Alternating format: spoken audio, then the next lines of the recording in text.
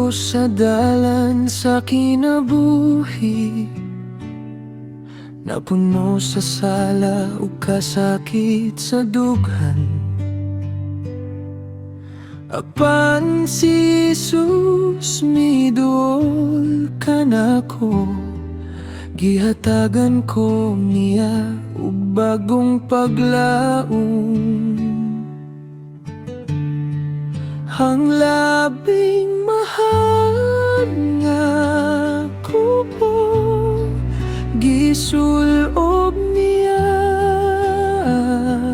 kanako, dili mapalit sa bulawan ni sa tanang bahandi sa kalibutan.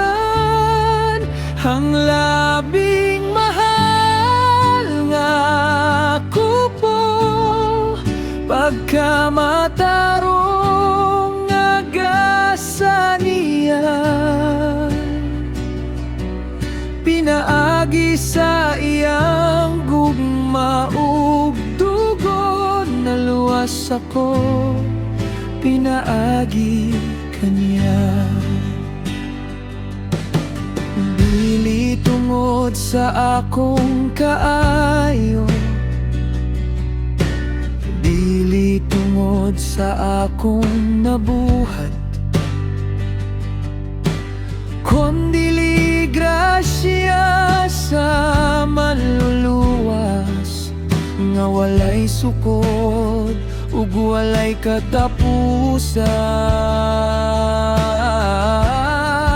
Ang labing mahal nga kupo, gisulob niya kanako, dili mapalit sa bulawan ni sa tanang bahandi sa kalibutan. Ang labing mahal nga kupo, pagkamatarong agasa niya, pinaagi sa iyang gugma ug dugo, naluwas ako, pinaagi kaniya.